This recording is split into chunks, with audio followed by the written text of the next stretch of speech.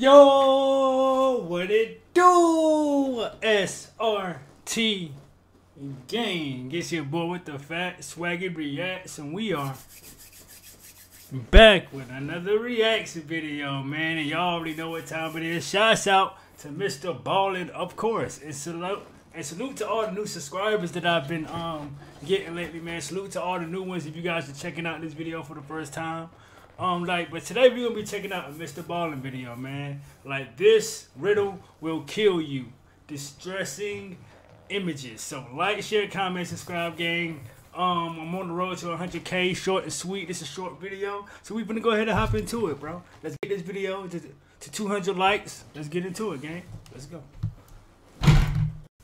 There are many extreme religious practices and rituals out there, but there may be none more extreme than the Buddhist monk practice of Sokushinbutsu. This brutal ritual was created in 835 AD, and since then, over 1,000 years, countless monks have tried to do it.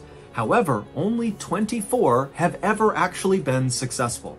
Today, I'm going to walk you through the 3 phases of this ritual, and at the end, I'm going to show you pictures of what a successful Sokushinbutsu looks like. However, be warned, the images are very disturbing, so viewer discretion is advised. But before we get into that story, if you're a fan of the strange, dark, and mysterious delivered in story format, then you've come to the right place, because that's all we do, and we upload once a week. So, if that's of interest to you, the next time the like button is counting something really important, start shouting out random numbers to mess them up. Also, please subscribe to our channel and turn on all notifications so you don't miss any of our weekly uploads. Okay, let's get into today's story. Buddhists believe that human life is a constant cycle of birth, suffering, and then death. And then you're reborn, you suffer again, you die again, over and over and over again, forever, unless you're able to achieve enlightenment, or nirvana, as it's called. However, no one really... Quick question, like, how do you guys feel about that, man? Like, did you guys believe in, like, reincarnation, or whatever? Like, you guys feel like, you know, after this life, we're gonna get another life, this, that, and the third? Like, how do y'all feel about that, man? Because I'll be, like, talking to my people's about that sometimes. Like, we be talking about shit like that. Know what I'm saying? Like, tell me how you guys feel down in the comment section, bro. Because I'd love to have a conversation with you guys about that. For real, for real. So let me know down in the comment section, y'all. To achieve enlightenment, or nirvana, as it's called. However, no one really knows what nirvana actually is, what it looks like, what it feels like, where it is. Buddhists will say that the only way to actually understand nirvana is to experience it yourself. It's kind of like trying to describe to someone what chocolate tastes like. You can use any number of superlatives to describe the flavor, but until that person bites a piece of chocolate, they won't really fully understand it. And so, the goal of all Buddhists is to try to attain nirvana. And every day, hundreds of millions of Buddhists all around the world try very hard to do just that. But within Buddhism, there is a small subset of practitioners who have effectively dedicated their entire existence to attaining nirvana. And these people are the famous Buddhist monks.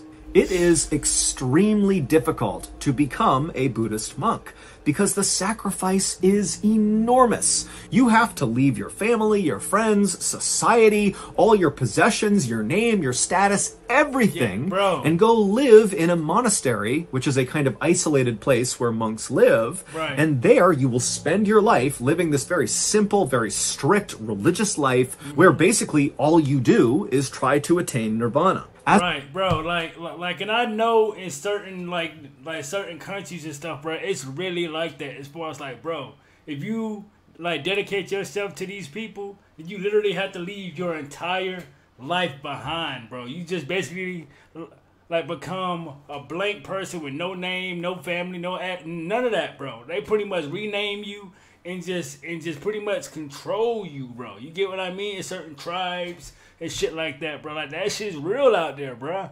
So it's kind of like, bro, like, I can't do it, bro. I enjoy my freedom over here, bro. I ain't gonna lie. Religious life where basically all you do is try to attain nirvana. As a result of this extreme lifestyle that Buddhist monks live, they have developed a reputation for being some of the most disciplined people on the planet. Sure. But even by... I mean, and the shit that you gotta go through with these, like the tortures, you gotta make sure that you, like, know what to do in this situation, or like, bro, like they pretty much like bed nails type shit, like, bro, what?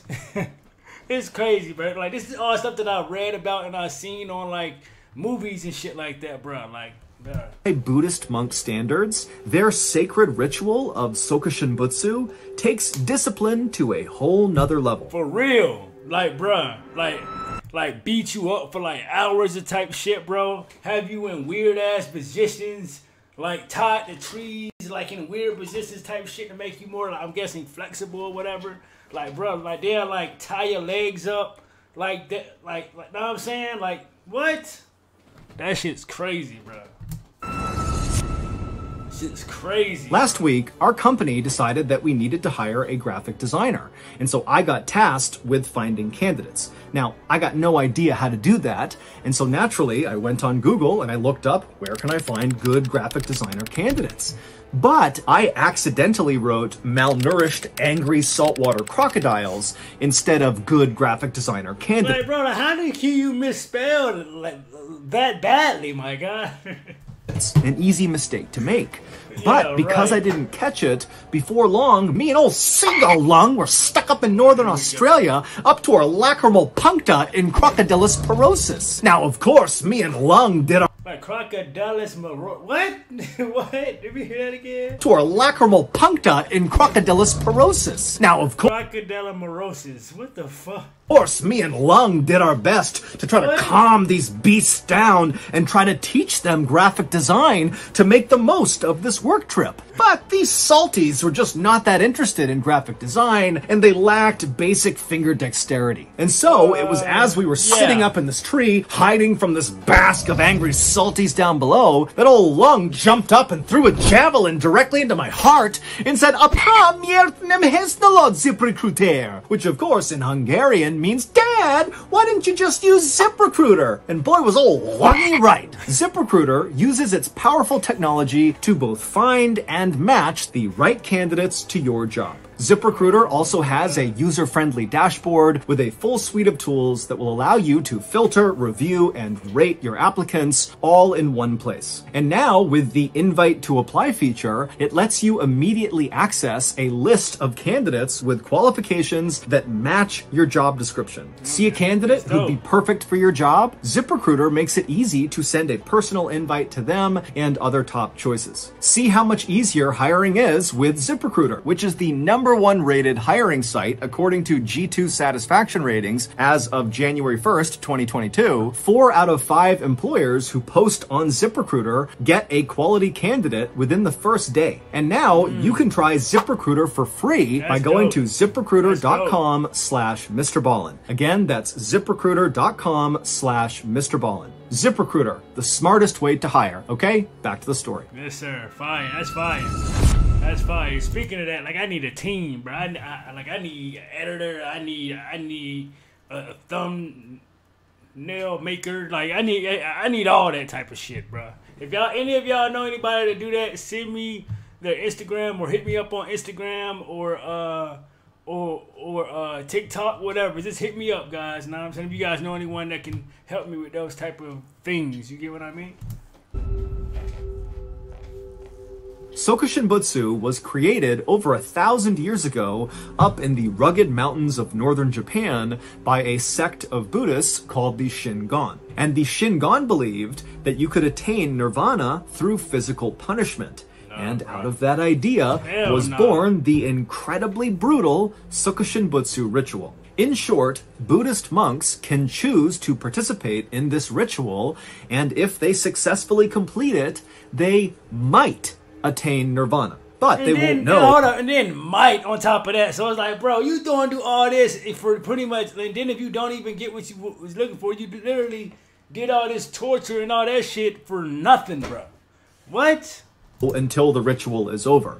Meaning, it's kind of like a big gamble. Put yourself through absolute hell, and maybe you have this huge payoff, but maybe not. However, trying to attain nirvana through other means was really difficult. There was no other really clear pathways to nirvana, and so having this one distinct pathway, no matter how difficult it was really appealing. And so since its creation, hundreds and hundreds of Buddhist monks have tried it, and maybe less than 100 have actually successfully completed it, and then of that 100 or less, only 24 have actually attained nirvana through this process. The instructions for Sokushinbutsu are actually quite simple.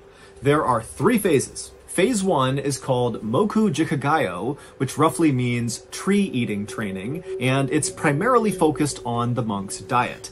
It takes 1,000 days to complete this phase. However, most monks go much longer than 1,000 days. During this phase, monks will only eat byproducts of trees, things like seeds, nuts, tree bark, tree roots, pine needles, and they will collect all this food on their own. It should be noted, though, that some monks in this first phase will ingest small rocks. This is likely done because they are starving and they can't find food, and by eating the rocks take up space in their stomach and kind of curb their appetite a little bit.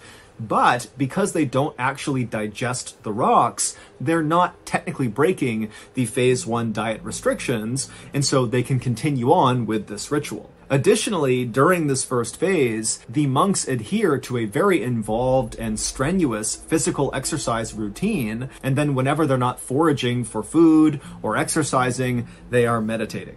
Alright, bro, this shit is crazy, bro. Like, rocks, my nigga.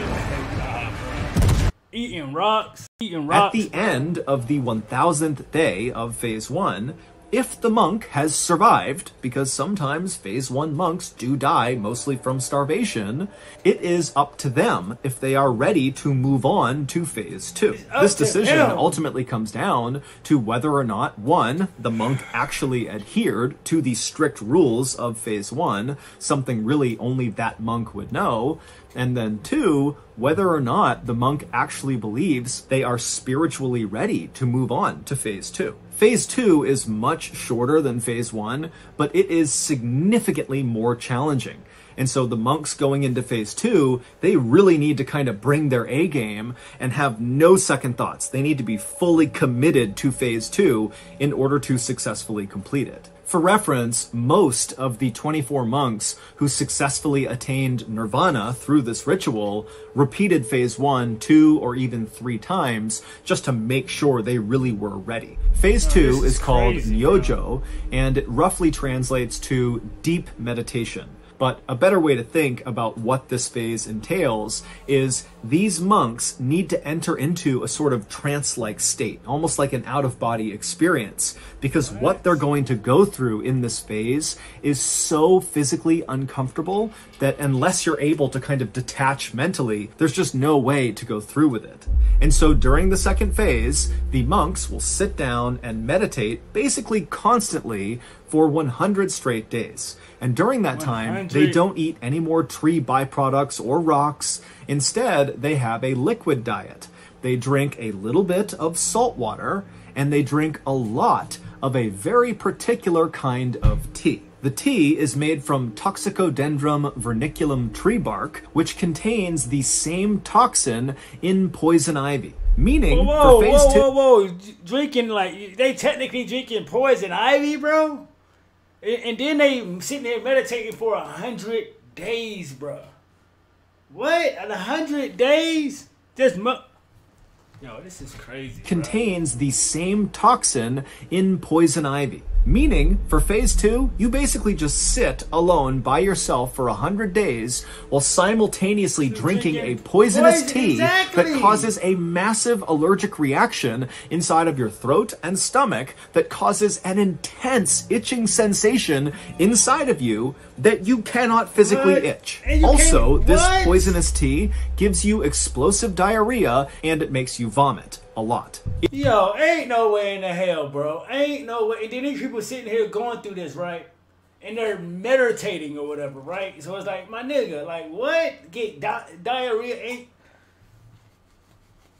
If you somehow manage to survive all 100 days of phase 2, and unfortunately, many monks don't, Right. you automatically move on to phase 3. Unlike phase 1, phase 2 never gets repeated, most likely because it almost certainly would be fatal to do so. Phase 3 is either the easiest or the hardest part of the Sokushinbutsu ritual, depending on how you look at it. It doesn't have a name like the other 2 phases, perhaps because so few people make it to this part of the ritual, but regardless, phase 3 definitely has a strict set of rules like the other 2 phases. The phase 3 monk has a small pine box that has no windows built just for them. It needs to be big enough that they can sit inside of it in the lotus pose, which is how they typically sit when they're meditating. And then once it's all built, the monk climbs into this box. They put a lid over the top of it, but they put a bamboo shoot, like a bamboo pole, through the cover of this box. So there is a breathing tube for this monk inside of this box. And then they lower the monk inside of the small pine box 10 feet into this hole in the ground. And then once they ensure the bamboo pole is going to be above ground so they can breathe, they fill the hole in with charcoal. Before we cover what happens next in phase 3, you need some context about what this ritual is actually doing to the monks performing it. Phase 1, tree eating training, serves 2 purposes. The first is it's kind of like a big gut check. It really shows who wants to do this ritual and who doesn't. It's kind of like if you can't complete phase 1, you certainly can't complete phase 2 or phase 3. So it's like a filter. It weeds out the weak monks. The second purpose of phase 1 is to literally shrink the monk. The tree eating diet combined with the... and they be like hella skinny, bruh. So it's like, bruh, yes, bruh, this is definitely accurate, bruh. They be like, nigga, like, what? All this to maybe get into the tribe. Maybe. Like, and just imagine all the ones that died from drinking all that poison, bruh. Just imagine that, bruh. Constant physical exercise removes all of their body fat and a lot of their muscle, and so they're incredibly lean by the end of phase 1. And this will be significant when we talk about the end of phase 3. Phase 2, deep meditation phase, serves 2 purposes as well. The first purpose is that it puts the monk into that trance-like state, and then the second purpose it serves is the toxin inside of this poisonous tea kills off all of the naturally occurring bacteria and parasites inside of the monk. Again, that will become significant when we get to the end of phase 3. Building your online business? So, Go to Wix.com and set up your store on a single so you mean to tell me probably just what? With all that happening, with them being underground and this, that, and the third, they can't be like eaten by maggots and bugs and all that shit that's underground type shit? Speaking of which, so in phase 3, the monk is put in their box, they're lowered 10 feet into the ground, the breathing bamboo shoot is installed, the charcoal is dumped on top of them, and then for several days, the third phase monk will sit in total darkness and meditate constantly, and each day, they have a bell down there with them, they ring the bell. That's the only thing they have to do besides meditate. And above ground, there is a team of monks that are supporting this ritual, and they're listening for that bell. And the first day they don't hear the bell, it means the monk in the box has completed the ritual, and now it is time to see if they have attained nirvana. In Buddhism, someone whose body does not decay, aka a mummy, is someone who has cheated death. And to cheat death is to remove yourself from the vicious human life cycle of birth, suffering, death, repeat. Meaning, becoming a mummy is a way to attain nirvana. And Sokushinbutsu is a self-mummification ritual. Phase 1 shrinks the monk's body. Wait. So, in order to obtain this, whatever the hell they're talking about, you basically got to become a human mummy? What the hell are these damn monks and these tribes, what? I've never heard of no shit like that, bro. Two is a self-mummification What? ritual. Phase 1 shrinks the monk's body. It removes their fat and muscle. It also removes a lot of moisture inside of their body, and their diet also withholds nutrients to all of the bacteria and parasites that naturally occur inside of their bodies. And so those bacteria and parasites that normally would play a big role in helping decompose your body after death begin to die off. And so the cumulative effect of phase 1 on these monks is that if they were to die at the end of phase 1, their decomposition would be drastically slowed. It wouldn't be mummy status, but it would be close. The phase 2 poisonous tea, that toxin that they're drinking, that kills off the remainder of the bacteria and parasites that did not die during phase 1. Also, all the vomiting and diarrhea completely dehydrates them, which aids in slowing down decomposition after death. Finally, phase 3 is the death phase. The monk goes into their tomb, they're buried underground, and they ring that bell each day to tell the people on the ground that they are still alive. And then when the bell stops ringing, it means the monk in the box is dead. Damn. At which point the crew on the ground removes the bamboo breathing pole and then lets the body sit in the box underground for another 1,000 days. And then after 1,000 days, they pull the box up, they lift the lid off, and if there is little to no signs of decay on their body... Yo, no, wait, no, whoa, bro, what the... Yo, nah, and people like willingly do this do this shit, bro. Like what, bro? The bamboo breathing pole, and they keep him in there for another 1,000 days just to make the body sit in the box underground for another 1,000 days. And then after 1,000 days, they pull the box up, they lift the lid off. So that's basically 2.5 years, bro. After the bell already stopped ringing. Like that's and if there is little to no signs of decay on their body, it means the self-mummification ritual worked, they're a mummy, they've attained nirvana, and now their body is holy. And so they're brought out of the box, they're dressed in robes, they're placed in the monasteries, and they are worshipped. As for the unlucky monks who... But they're dead, right? Like what? Huh? Like I'm so like, yo, this is... Bro. They're placed in the monasteries and they are worshipped. As for the unlucky monks who get to the end of Sokushinbutsu but are found to be decomposing inside of their box when they're brought back up again, they're just placed back inside of their pine box and buried, and they are not worshipped. Sokushinbutsu was made illegal in Japan in the late 19th century, but we know monks continued to practice it into the 20th century, and in theory, today, monks still might practice it in secret.